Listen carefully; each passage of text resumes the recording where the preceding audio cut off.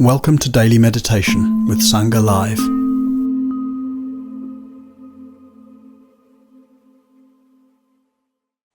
Good morning, everybody. Lovely to see you all joining and saying hi in the chat. Let me know if my sound is okay. Hopefully it's working okay.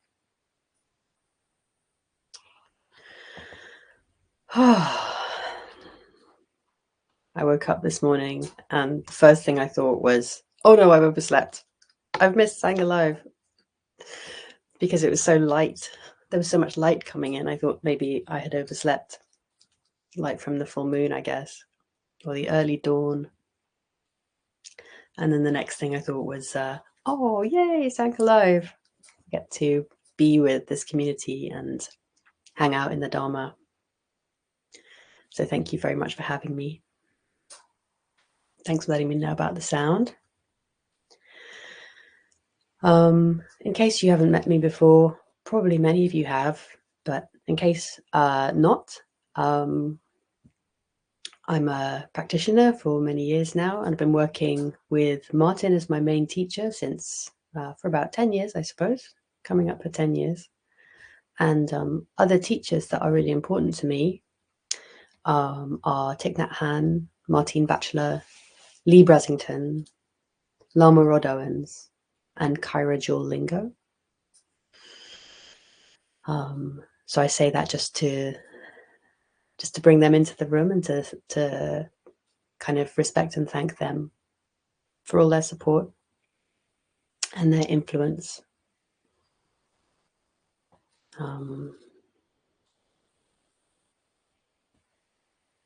Yeah. So the theme this week that I'd like to share with you is responding to the world with its injustices and its suffering and its crises, ecological and social, global, responding in a way that is, good and useful and appropriate, without losing our minds or without becoming overwhelmed. And I think the Dharma is a really wonderful support for this. A question people often ask when they start to engage or become aware or become politically conscious, maybe, of the injustice and suffering and crises in the world is a kind of panicky question of like, what can I do? What can I do as an individual? And there's like a whole heap of ways to respond to that question, of course. There are some really simple ways like, oh, well, you could give money, or you could, click on a link or write to your MP. There are things one can do as an individual. You could respond in a more existential way, as in, well, what is an individual? Or in what ways do you feel you are an individual? I'm not going to go down that path, although there's so many Dharma connections there. But one of the responses I like, and it's from an environmental engineer, I think, and I can't find her name, but I will try and find it before the end of the week. Her answer, when she gets asked this, is don't be an individual. And I think that's just brilliant, because whether we're thinking of ourselves as practitioners or as a Sangha, or as people kind of taking action or pushing against the injustices of the world, it is a team sport. It is a group endeavor. We can move as a Sangha. The Buddha called wise friends and wise conversation the whole of the spiritual path at one point.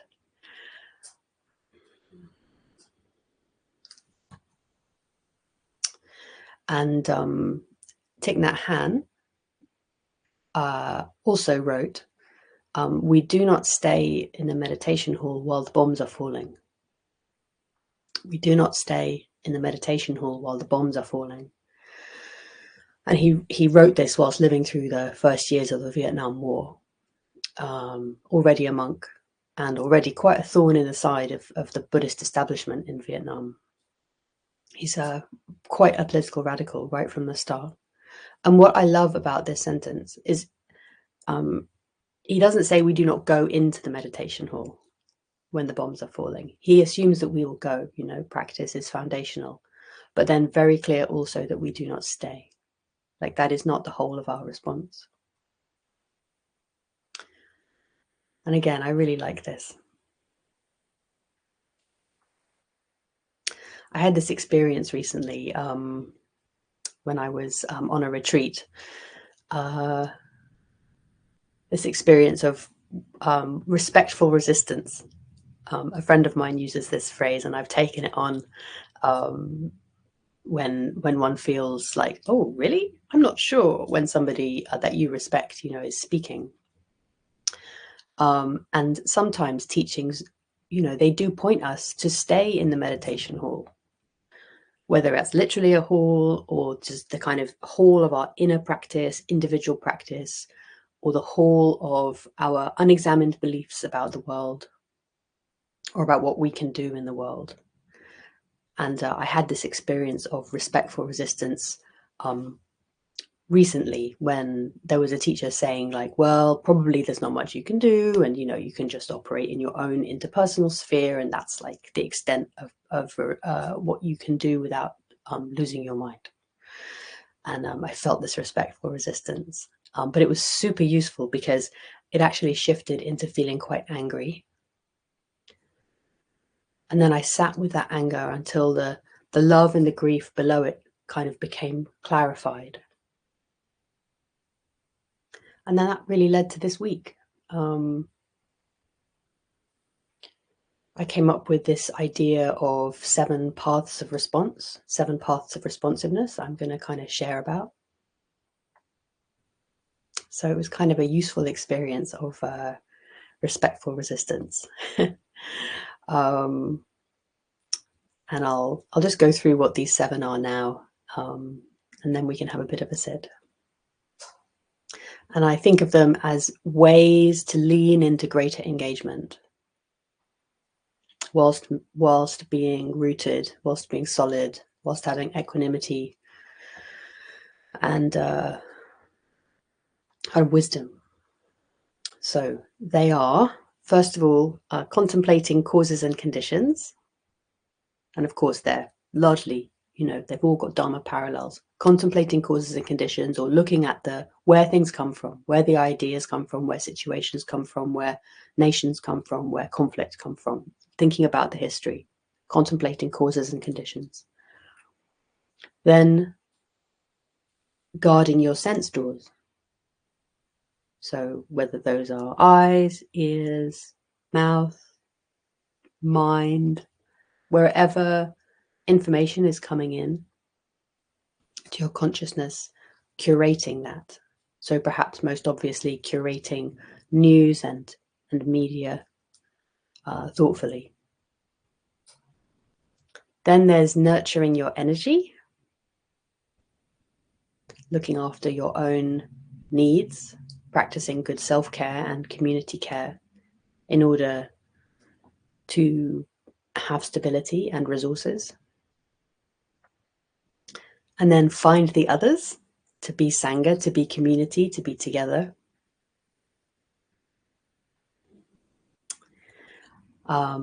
Then I've got choose your line of action, choosing what kind of ways you'd like to respond. In my own experience, sometimes often I have come close to suffering, or come close to or come into an understanding of challenges in the world, and I have responded like in a very instinctive way, and there's nothing wrong with that, but it has led me down some slightly strange paths and maybe not best uses of my energy and skills. So to choose in an informed, discerning way, like how you're going to spend your energy intervening, and not like me just kind of lurch in response towards what seems the most obvious way to help, but may not actually be that useful. And then the last 2 are lower your expectations about, what can be achieved, or maybe right size your expectations and participate. Leaving the meditation hall, participating. So I'll go over a couple of these each day, and have a bit of a recap towards the end of the week. And yeah, that's the kind of theme that we're going to be working with. And maybe I'll say a little bit more about it after we've had a sit, but spoken for a good 10 minutes now, so maybe let's settle and have some quiet meditation time together. So feel free to take up your posture, however that looks for you today. Maybe you're sitting, maybe you're lying down, standing or moving. And if you haven't already, please feel free to stretch or shake or wriggle, anything that your body would appreciate as we move towards some stillness, so something like stillness.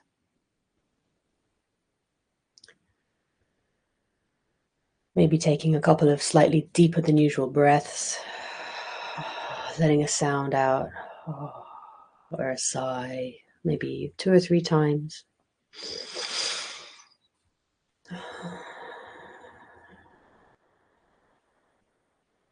Allowing the out breath to pull in its wake a sense of release and of relaxation.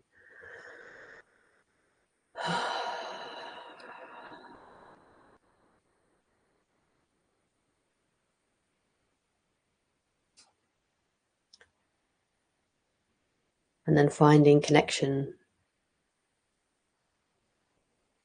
finding contact in your experience with the seat, with the ground, reaching down into your felt experience. Maybe taking a bit of a tour of your body, your physical sensations. Just checking in, noting, experimenting. Is there a shift that would help? Can I be 5% more gentle with myself? 5% more alert in this relaxed, embodied way.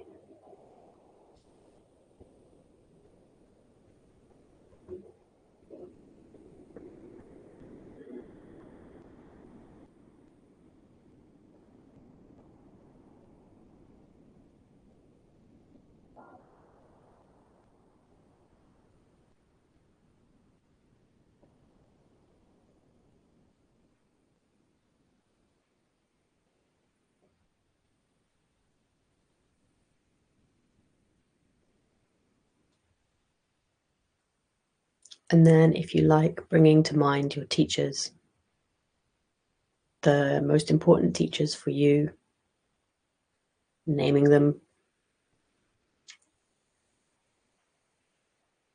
and thanking them.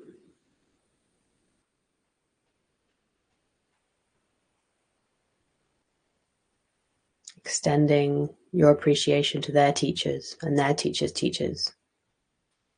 Stretching right back to the Buddha and to the Buddha's teachers.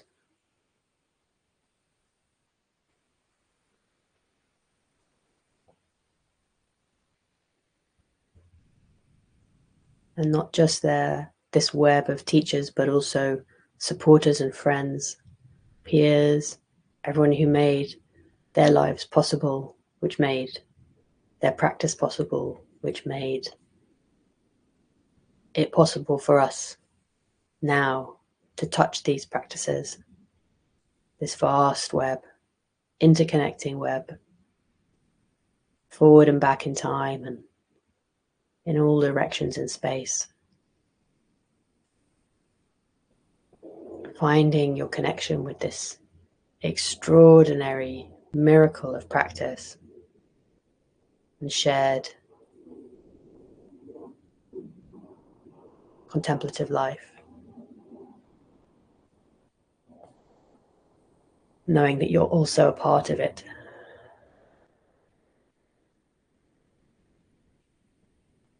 Both now and for the future.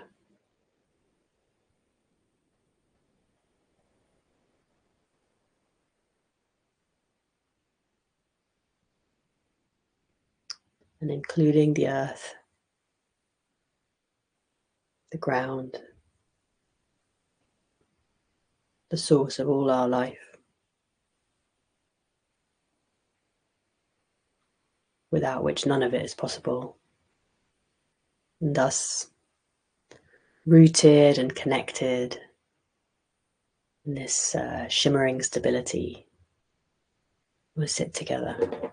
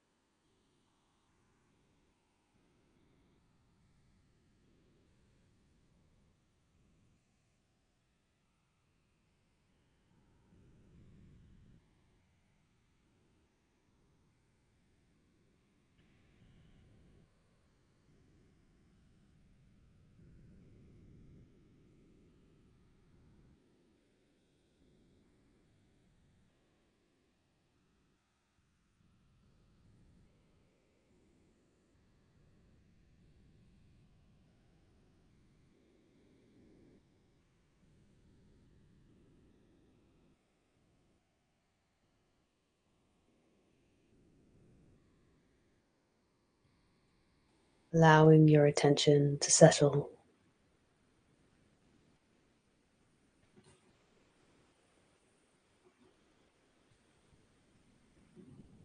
Allowing your consciousness to sink into the sheer experience of existence.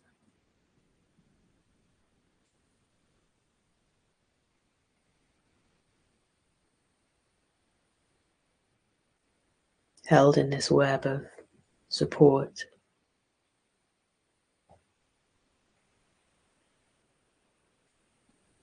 from the earth, from all these other practitioners, both now and here, and back and forwards in time. Taking our place in this vast hall of practice. And then now we've taken our place to really show up.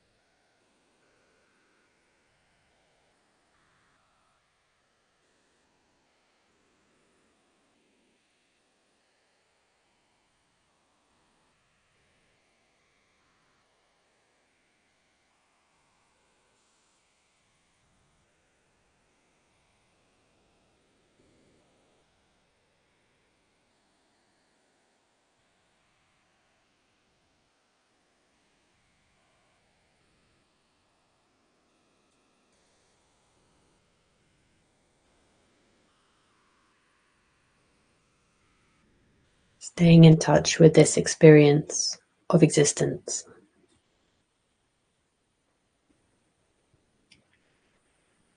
In your body, in your heart and mind.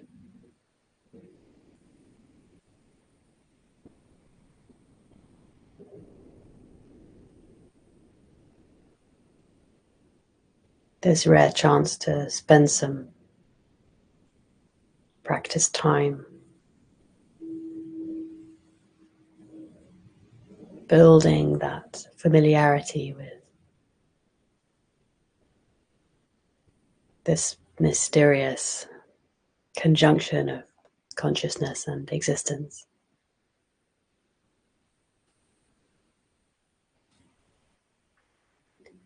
Like the earth and like our practice ancestors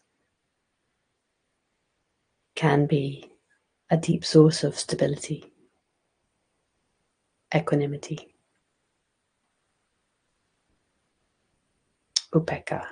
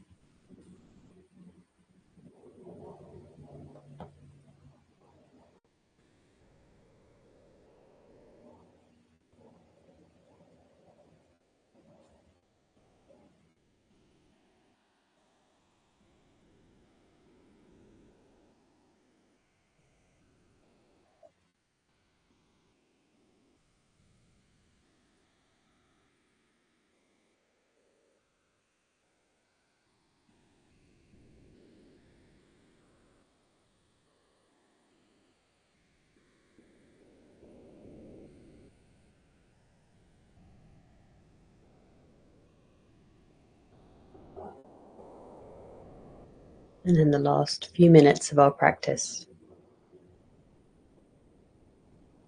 taking up our place in the web of things,